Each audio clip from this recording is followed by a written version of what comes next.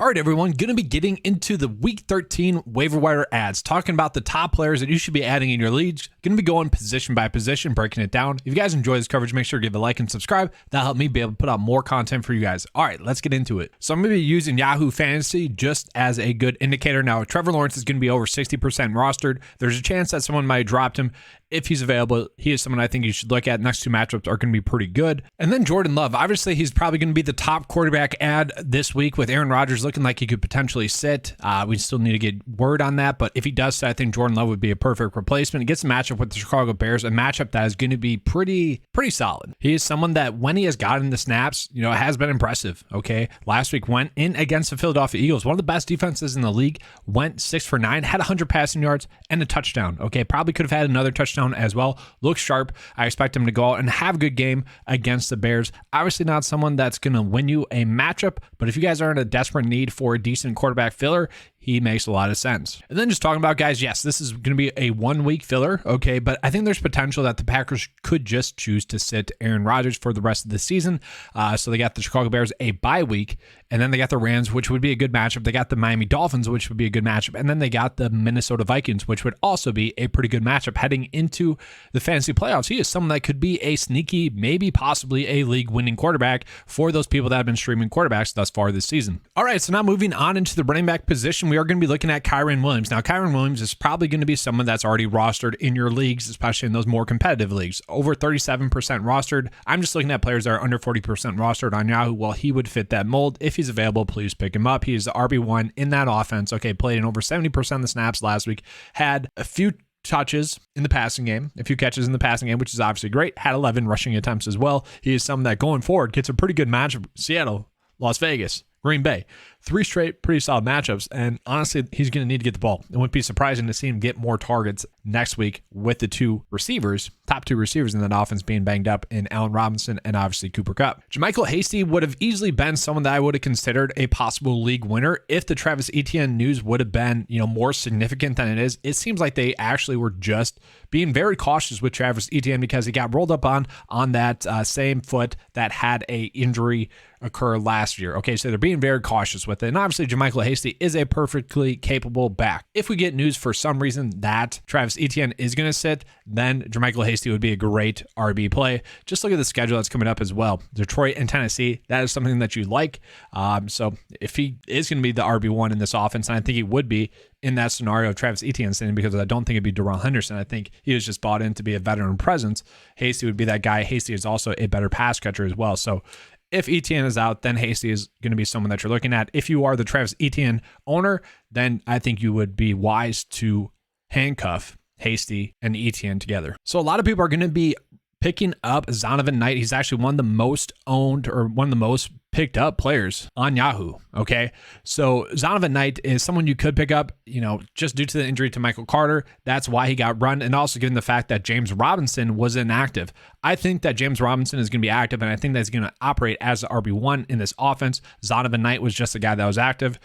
Sure, you can take a flyer on him, but I wouldn't be wasting a number 1 waiver priority on him or too much fab on him. I think James Robinson is going to be the one that you want to own, but I will say Zonovan Knight did provide a spark, so there's a potential that the workload isn't guaranteed for either Knight or Robinson, and maybe they're doing about a 50-50 split. It's worth the look. If you guys have the roster spot, you can definitely take a look and potentially have him as a bench filler. And then talking about the Pittsburgh Steelers situation. So we got Benny Snell pulled up, only 1% owned in Yahoo Fantasy Leagues. We got to see what the injury situation is going to be for both Jaylen Warren, and if Jaylen Warren's available, guys, pick him up because he'd be the top waiver wire ad, especially if Najee Harris has a significant injury. Then Jaylen Warren has the potential to be a league-winning running back for you, okay? Benny Snell would just be a pretty good lineup filler going against Atlanta Falcons this week.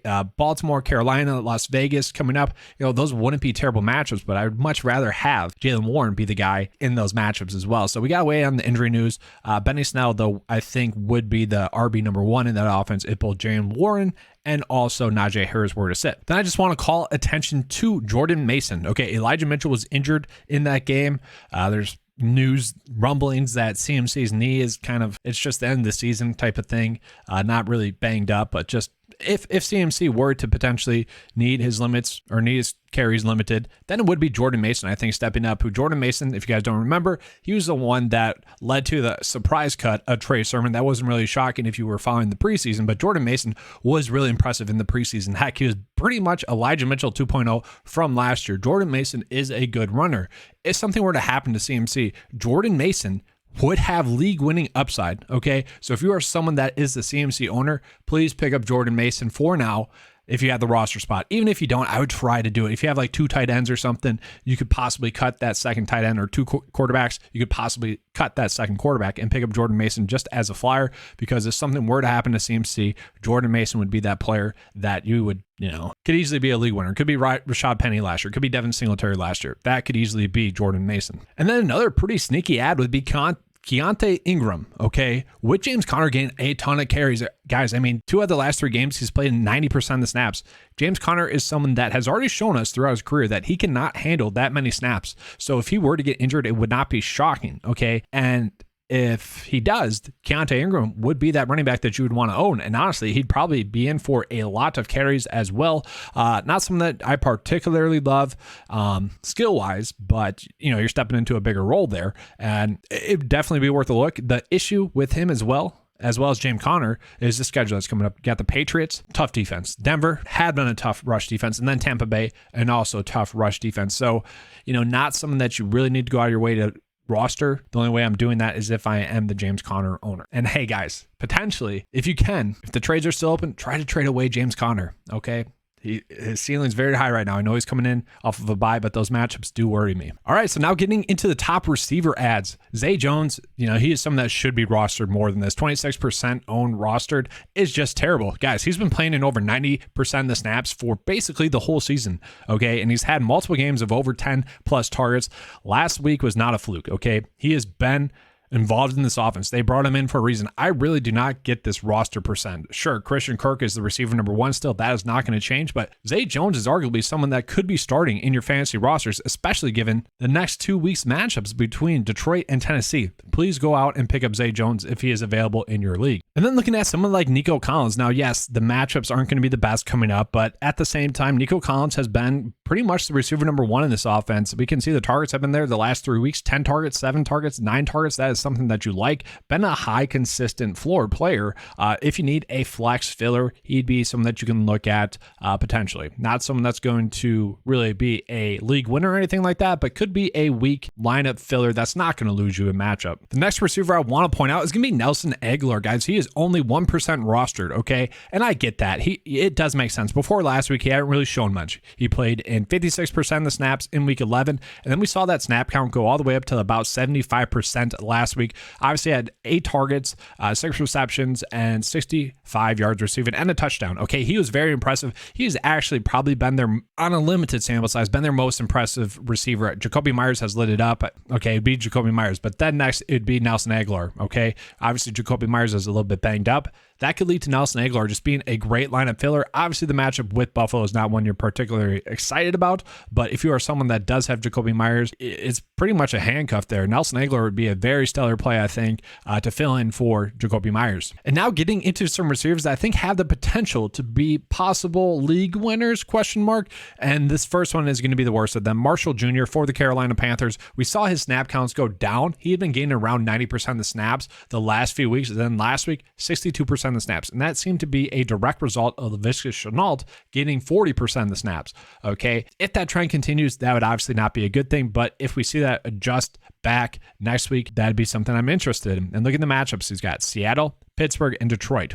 3 pretty solid matchups. And if he is going to be playing about 90% of the snaps, he'd be someone I'm looking at. He has been impressive, okay? That is the biggest thing. And with Sam Darnold there, who I personally think is the best quarterback in terms of fantasy production for other players, that's much more intriguing for Marshall. And now this is going to sound weird, but I actually really think Byron Pringle could be stepping into a big prominent role. Okay, last week played in 54% of the snaps, and I think that is just a direct result of Darnell Mooney being injured. Darnell Mooney is most likely going to be out for the season, so Byron Pringle has a pretty good chance to step into that Darnell Mooney role. If you guys don't remember, at the start of the season, he was expected to be the receiver number 2 behind Darnell Mooney.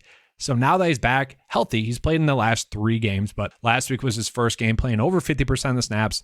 Gets a matchup with Green Bay, which is not a particular one that you're going out of your way to play. And the matchups are going to be pretty difficult going forward. That is the biggest issue with him. But he could be someone that is kind of just a sneaky ad. If you guys are in a deep league, a very deep league, okay, he is someone that I would be looking at. And you guys are seeing the most difficult part about providing waiver wire advice is that it is not one shoe fits all. Okay. There are a little bit different segments for everyone. Byron Pringle could be someone that I play in a 2-flex league. He could be someone that potentially could be a very good secondary flex option, especially for someone that might have just lost Darnell Mooney. And then Romeo Doubs. Now he is someone that I honestly think really could be a league winner. 20% rostered. A lot of people just were forced to drop him is what this seems like to me. He is someone that I think has a good chance to be back this week. Maybe not this week. It wouldn't be next week either. And then after that though, guys, he should be back. And at that point in the Packers season, it's like, why not get Romeo Doubs and Christian Watson a lot of snaps?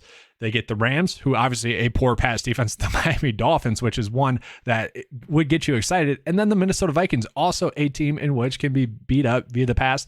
And then if you're someone that does into week 18, Detroit, probably the best stretch that you could ask for a fantasy receiver. Obviously, he was someone at the start of the season, was playing about 80% to 90% of the snaps. It was Allen Lazard, Romeo Doubs, and then Christian Watson, Randall Cobb. I would expect, given how well Christian Watson has played, he is locked into those snaps, and now Lazard is probably going to be locked into those snaps, but I do think they'll find a way to get Romeo Doubs 65 to 70% of the snaps. He is someone that easily could be a league winner, guys. Go out and pick him up. The schedule is going to be great going forward.